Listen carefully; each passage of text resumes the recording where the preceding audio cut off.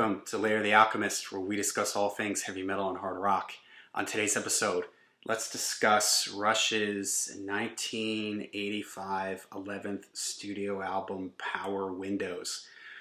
I was going to title this a I'm Out video because this is honestly the last Rush album that kind of bought when it came out, was somewhat excited to hear it. And after this album, I really would sort of lose track of what Rush was doing, lose interest in what Rush was doing. It really wouldn't be until Counterparts, like that era, where I would start to embrace the band again, start to, be interested in what they were doing. And I think for me, and as it probably was for a lot of people, especially people like me who discovered them with moving pictures, and actually my first Rush album was All the World's a Stage. So I was familiar with the 70s and moving pictures. That's kind of where I came in with Rush. And after moving pictures, it seemed like the keyboards became more and more dominant in their sound. And although I do really like Signals, even Grace Under Pressure to a certain degree. There's some stuff that I really like under Grace Under Pressure. For me, Power Windows was the point where the keyboards really, really took over and dominated a lot of the sound in Rush. And it's interesting, I haven't listened to this album in quite some time, and this reminded me of when I did my Triumph video. I had the same thing, hadn't listened to Triumph in ages, was thinking about what I remembered them to sound like, and it was the same thing with this record. I was kind of thinking in my head what I remembered this record sounding like, and some of it was accurate and some of it wasn't. I was sort of surprised. All right, well, the big thing with this record and what did make it difficult for me to completely embrace this was the use of keyboards. And again, they were gradually building up to this. It wasn't like a sudden thing. With every album, maybe starting with, Moving Pictures, they started to Permanent Waves. That era, the keyboard started to take a more dominant role. But I think what's difficult for me to get past on this record is that the keyboards really take over the sonic space of the guitar. And Alex Lifeson's guitar is far back in the mix. It's very washed out with like reverb and effects and stuff like that. And there's even moments and times where I'm not even sure if it's him playing or if it's a keyboard playing. He's just very far back in the mix. He's sort of hitting chords, jangly kind of chords every now and then that are just sort of ringing out. It's almost like a role reversal on this record where the guitar is playing very texturally and very sort of in the background and just sort of jumps in here and there to sort of build things up, and the keyboards are carrying the main riffs.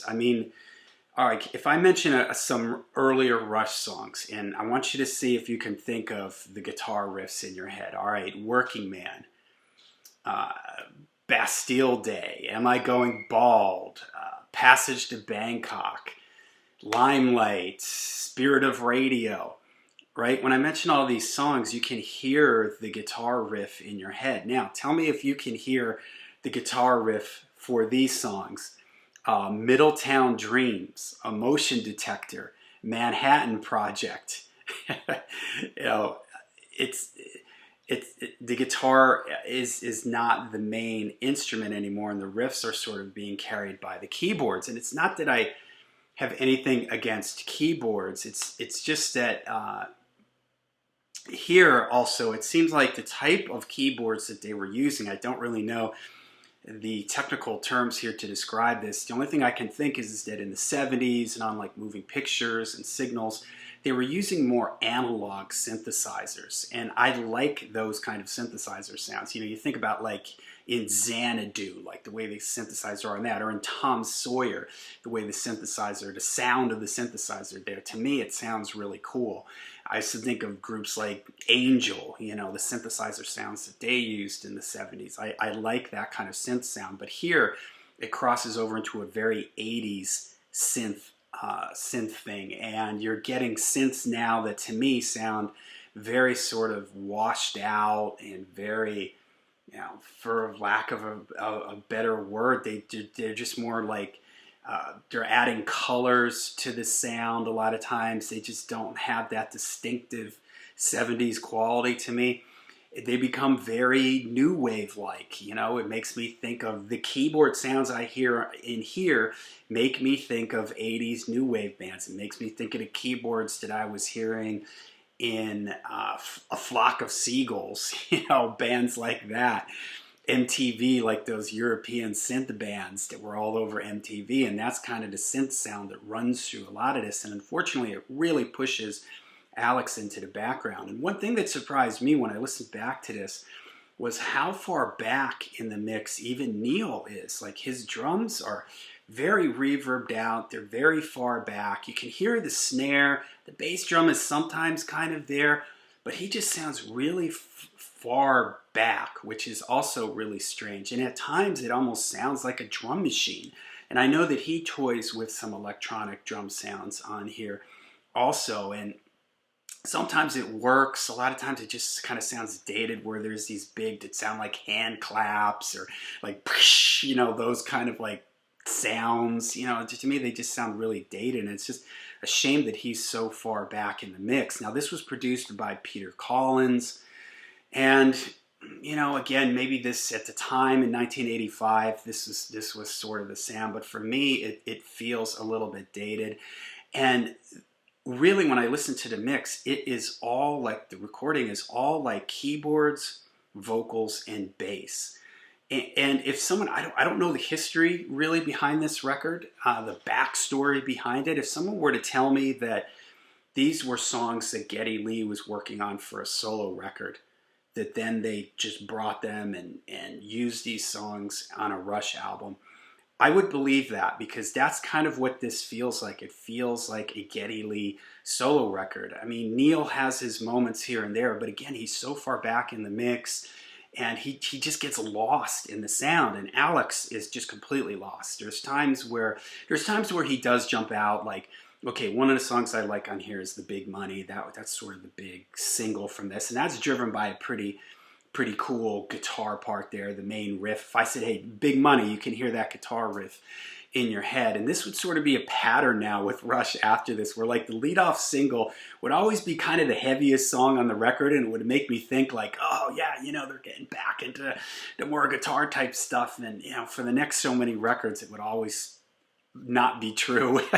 You know, but The Big Money is one where the guitar is kind of up front. I know there's Territories. That's another one that I like, where Alex comes in and he's got this pretty cool like slashing guitar line that jumps in, and he does have some power chords in there.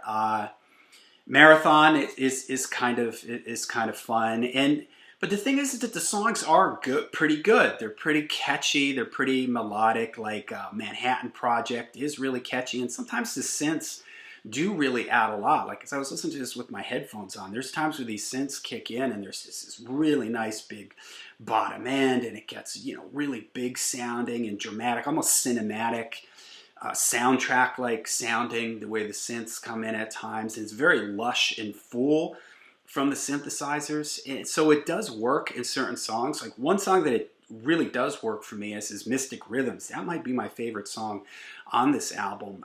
It's got a lot of electronic drum sounding type of things, spacey things, keyboard things going on here and there, and it works for me. I like it. I think it is really catchy, and like I said, there are some catchy melodic songs on here. It's just that it kind of feels like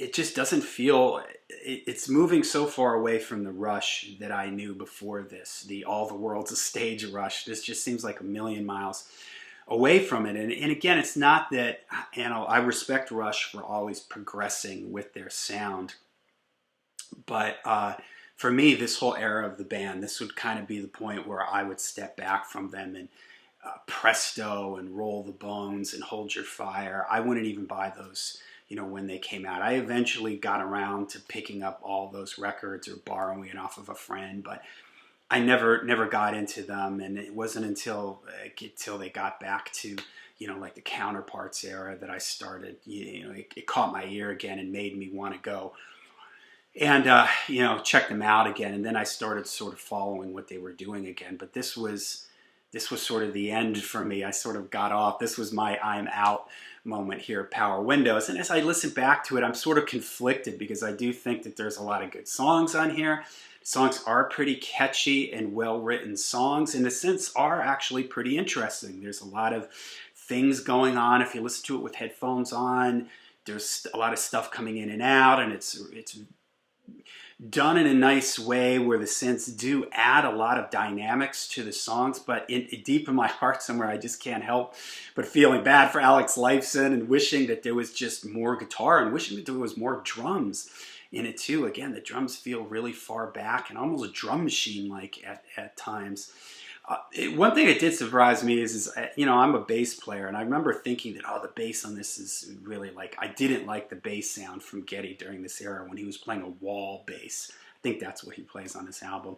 But I was kind of surprised. I actually liked the bass sound on it. I thought that the bass sounded good. And again, a lot of these songs are really carried by keyboards and bass and the vocals. Things like the Manhattan Project, it's really all keyboards. Middletown Dreams, Emotion Detector, those songs are all really heavily carried by the keyboards. So it's an album that I'm conflicted on. I kind of had fun listening to it today, and it was fun revisiting it. But again, it just brings me back to the 15-year-old me wasn't ready for this amount of keyboards in Rush. It wasn't really the Rush that I wanted to hear at 15 years old.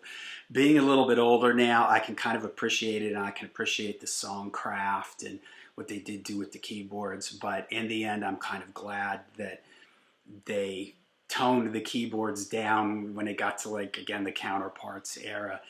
But all right, there you go. Rush, Power Windows. Let me know what you guys think in the comments here. Again, my favorite 3 songs that I really like here are the Big Money, Territories, and Mystic Rhythm. I might throw Marathon in there too. So let me know what you guys think of this record. Were you somebody who came in on Rush earlier like me? How did you react to this? I just saw a post from a friend who's a little bit younger than me, and he was commenting about how Hold Your Fire and that stuff was the albums of Rush that he discovered Rush with, and how he loves Roll the Bones and Hold Your Fire. And it's wow, that's hard for me to understand, but I get it. If that's the first album that you came in with the band with, you might like this really keyboard heavy period for the band. So let me know what you guys think of this record. What are your thoughts on it? What are your thoughts on all the keyboards? How about the songs in general? All right, let me know in the comments down below. And until we see you again, make sure you rock hard, ride free.